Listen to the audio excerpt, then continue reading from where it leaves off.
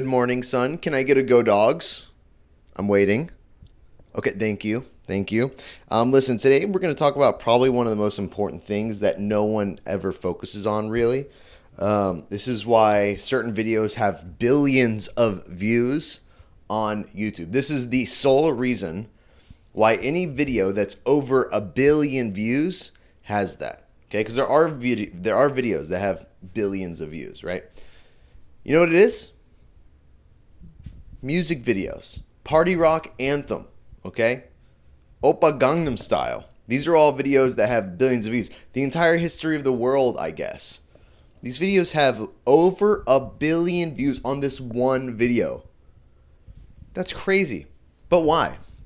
Why do they have so many views?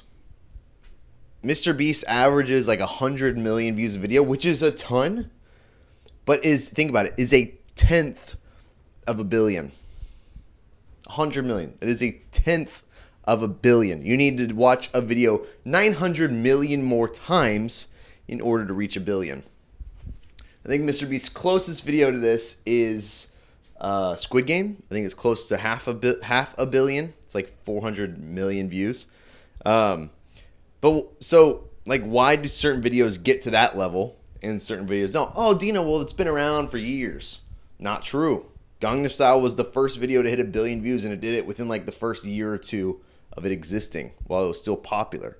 Back in the good old days, 2013. Where was I? Quiz for you. Where was I in 2013?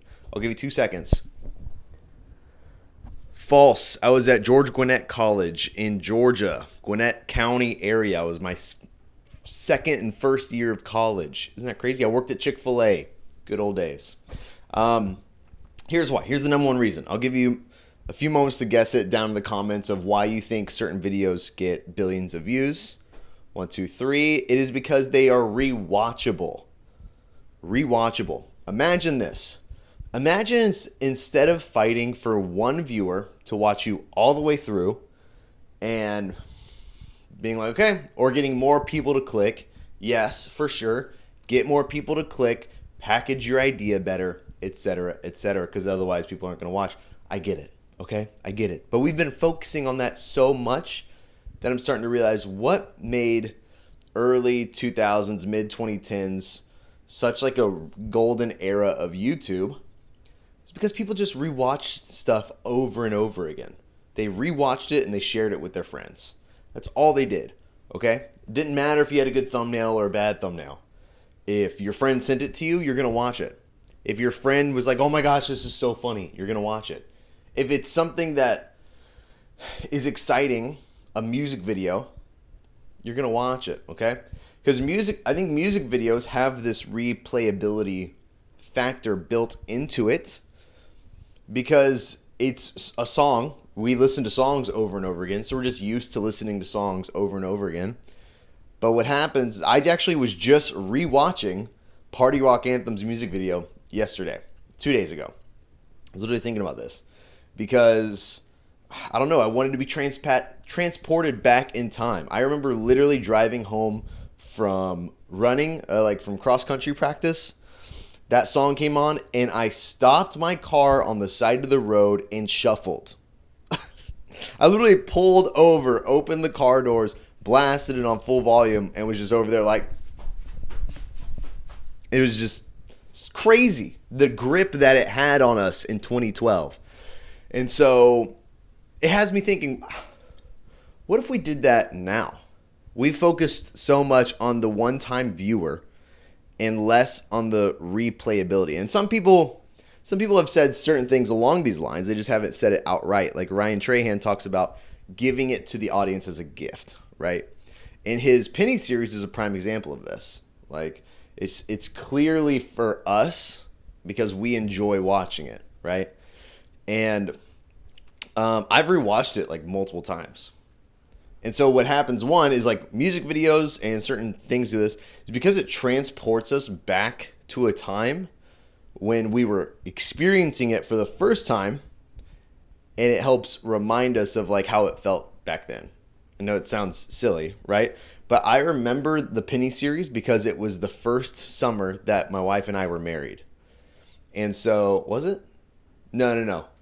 It was the second summer. So it was basically like there's this time, like it was right before my business really took off. And it was right after Jenny stopped working. And I remember just being in this room behind me, just sitting on the couch, binging the Penny series. Just, it was summer, binging it. It was awesome. It was so lovely. And I went to McDonald's with my dog and I got like nice coffee and a McChicken. I loved it. All right. So it reminds me of that time. Same thing with anything else, right? Like I was talking to my brother and he made a good point. He's like, humor is such a big factor in all of this. Humor is. And I should have separated this out into like 3 things to make your video more rewatchable, right? But I didn't do that. So I'm almost done. Basically, it's humor. Like you watch, that's why funny skits work typically well if it's a good one, right? It's because skits are funny. Like you want to rewatch it. You want to see the punchlines again. You want to send it to your friend. You want to watch your friend react to a punchline.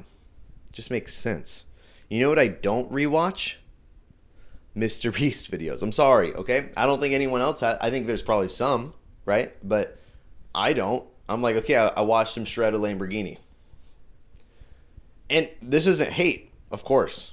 This is a whole other level. He's at a whole other level. He is totally. But most of these big challenge videos, unless it was something just absolutely incredible that left me with a feeling,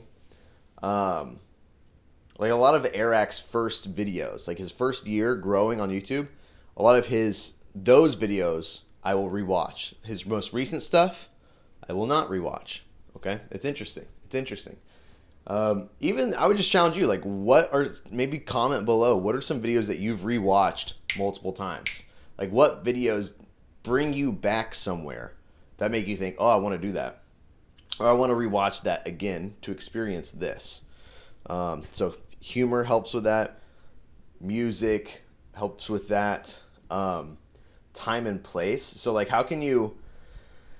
I think something I'm struggling with personally is I understand that in order for me to grow an audience, to kind of pop off, to grow, I almost need to sort of create like this momentum and this feeling.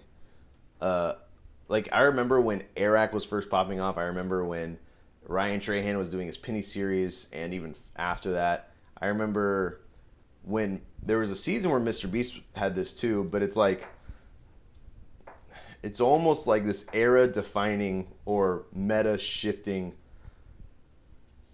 perspective. Maybe it's an event. It's just, you can feel it, right? It's not just like, oh, I watched it. There's plenty of YouTubers I know who it's like, I watched their video once and it's like, oh yeah, all right, maybe they're part of my weekly rhythm, but it doesn't bring me back to a season. It doesn't make me relive memories. Where some YouTubers, they create this almost like internet events, or maybe it's like a digital shift in perspectives. I don't know what the word might be, but I think you know what I'm getting at, where there's this moment where everyone's talking about something. Oh my gosh, have you seen the new Airac video? Like everyone's kind of there's hype around a certain thing. And I think in order to make a splash, to grow quickly, and to become like somewhat of a household YouTube name, you kind of have to make a splash like that. You kind of have to do something that is meta defining in a way. So that's just something I'm thinking about, is like, how do I make more videos that are better a second time? How do I make a video that people, when they watch a third time, they're like, oh, like either mind blown, or they just love it so much and it's so entertaining that they'll want to rewatch it. That's just something I've been thinking about, and it's been on my mind. And I think that's the new step. Personally, I think if you can focus, like I feel like you'll have just as much success, if not more, if you focus on becoming good at titles and thumbnails, but also like, how do you make a video that is rewatchable? And I think a lot of people right now are making videos similar to Airac, similar to Mr. Beast, similar to Ryan Trahan, and it's influencing a lot of how they watch or how they make things. But what if you shifted it on its head and you focused instead on just making it as such a good rewatch, right? A lot of, like, for example, like The Sixth Sense. I was looking this up. A lot of people talk about why The Sixth Sense is so good, is because you watch it the first time, then there's that twist at the end, and then you're like, well, I have to go back and rewatch it now. And when you rewatch it, you see everything from a whole new perspective. Imagine if you could do that with a YouTube video. Imagine.